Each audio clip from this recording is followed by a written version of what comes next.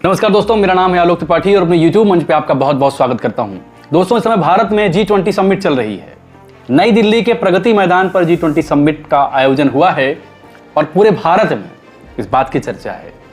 प्रधानमंत्री सहित पूरा मंत्रिमंडल, इवन जहां जहां बीजेपी की सरकारें हैं वहां के मुख्यमंत्री और मंत्री इस कार्यक्रम में पूरी तरह से लगे हुए हैं। न्यूज चैनल, खासकर गोदी मीडिया, ये दिखा रहा है कि भारत ने जैसे कोई विश्व विजय की हो, भारत ने जैसे कोई ऐसा युद्ध जीत लिया हो जिसने भारत को विश्व गुरु बना दिया हो।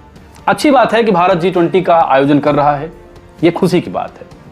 लेकिन इस आयोजन के दौरान कुछ ऐसी खबरें जो आपसे छूट गई, ऐसी खबरें जिन पर आपकी नजर नहीं गई, उन्हीं खबरों पर बात करूंगा, क्योंकि गोदी मीडिया वैसे ही G20 पर बहुत ज्यादा बातें कर रहा है।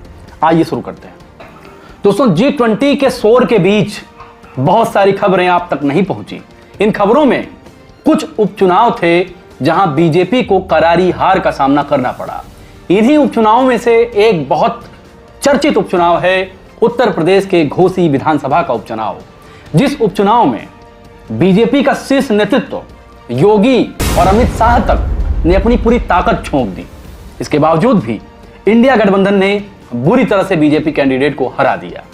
और इस उपचुनाव की चर्चा इसलिए भी बहुत ज्यादा है क्योंकि उत्तर प्रदेश में बीजेपी सबसे मजबूत मानी जा रही है। योगी के जिले, योगी का दुर्ग गोरखपुर से कुछ ही दूरी पर घोसी विधानसभा है और घोसी विधानसभा में इंडिया के प्रत्याशी, समाजवादी पार्टी के प्रत्याशी सुधाकर सिंह ने बीजेपी के प्रत्याशी दारा सिंह चौहान को बहुत बुरी तरह परास्त कर दिया है।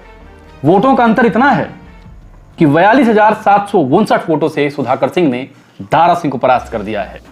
सुधाकर सिंह के वोटिंग परसेंट की बात कर लिया जाए तो 57.19% वोट मिले, जबकि इनके विरोधी दारा सिंह चौहान 37.54% वोट पा पाए। इंटरेस्टिंग बात यह है कि दारा सिंह चौहान इससे पहले सपा में थे और बीजेपी में पहले कार्यकाल में योगी के ये मंत्री भी थे। लेकिन जब दारा सिंह चौहान को लगा कि सपा की सरकार बन सकती है तो सपा में चले गए और बाद में बीजेपी में फिर शामिल हो गए। लेकिन दोस्तों, कई बार जनता आपकी नब्ज पकड़ लेती है और दारा सिंह चौहान को घोसी विधानसभा ने यह बता दिया कि जनप्रतिनिधि जब दाएं बाएं बहुत ज्यादा करता है, लंगूरों की तरह उछल कूद ज्यादा करता है, तो उसका भी हश्र यही हो जाता है। खैर, तो दारा सिंह चौहान की बात हुई। कुछ मीडिया हाउस में यह खबर प्लांट की गई, फैलाई गई कि योगी दारा सिंह चौहान को टिकट नहीं देना चाहते थे। लेकिन गहराई से तफ्सीस करने पर ही पता चल जाता है कि खबर झूठी है, क्योंकि योगी आदित्यनाथ ने खुद भी दारा सिंह के समर्थन में वोट मांगे और जनता से कहा कि सुबह का भूला अगर शाम को घर वापस आ जाए तो उसे भूला नहीं कहते। इंडियन एक्सप्रेस ने इस बात को छापा भी है। कुल मिलाकर बीजेपी की पूरी मशीनरी घोसी विधानसभा चुनाव में जुट गई।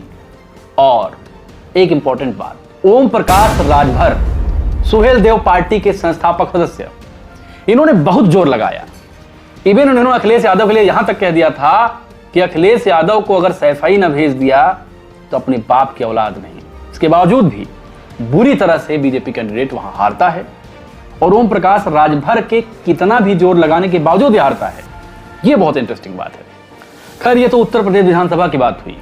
एक खबर और है, जिस राजस्थान में 2-3 महीने पहले तक लग रहा था कि बीजेपी इस बार मामला डन कर देगी, लेकिन अब वहां उल्टा हो रहा है। बीजेपी में धरपकड़, अंदरूनी राजनीति, कलह इस तरह पहुंच चुकी है कि अब राजस्थान में अशोक गहलोत फिर से अपनी पारी दोहराने जा रहे हैं।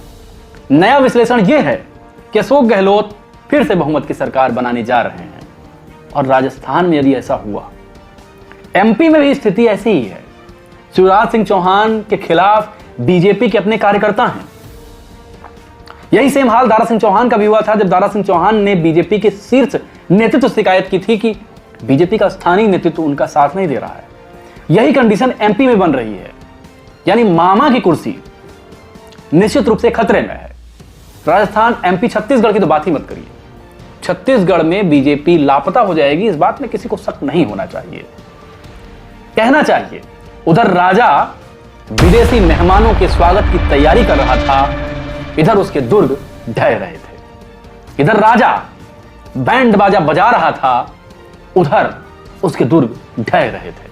ठीक यही कंडीशन, ठीक यही कहानी नरेंद्र दामोदर दास मोदी की है, जो भारत के प्रधानमंत्री हैं इस समय। और सपना उनका है कि 2024 में फिर से बीजेपी की सरकार बनेगी और मोदी साहब तीसरे टर्म में प्रधानमंत्री बनेंगे। लेकिन जो कंडीशन पूरी उभर कर आ रही है, वस्तुनिष्ठता ऑब्जेक्टिविटी से देखा जाए तो कहा जा सकता है इंडिया ने जो प्रदर्शन उत्तर प्रदेश में दोहराया, 57 पॉइंट कुछ % वोटिंग शेयर हासिल किए, यही प्रदर्शन यदि उत्तर भारत में उत्तर प्रदेश, बिहार, मध्य प्रदेश, छत्तीसगढ़ जैसे राज्यों में लोकसभा में दोहरा दिया तो मोदी जी का पता नहीं लगेगा। एक इंटरेस्टिंग बात और, मोदी जी G20 की समिट में, जो राजनयिक की समिट है, डिप्लोमेसी की समिट है, उसमें भी राजनीति करने से बाज नहीं आ रहे हैं। उन्होंने अपने टेबल पे जहां वो बैठे थे वहां लिखवाया Bharat, prime minister of Bharat. G20 की समिट से एक पॉलिटिकल मैसेज देना ये मोदी जी कर सकते हैं।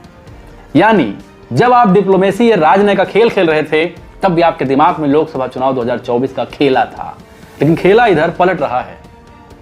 हर न्यूज चैनल, मैं नाम नहीं लेना चाहूंगा, केवल G20 कवर कर रहे थे, लेकिन इधर मोदी जी का सिंहासन डोल रहा था। ऐसी डिबेट्स प्लांट की जा रही हैं, सनातन धर्म की डिबेट, भारत बनाम इंडिया की डिबेट। इन डिबेट्स का कोई अर्थ नहीं है। लोकसभा चुनाव के पहले बात होनी चाहिए कि मोदी सरकार ने पिछले 10 साल में कितनी नौकरियां सृजित की।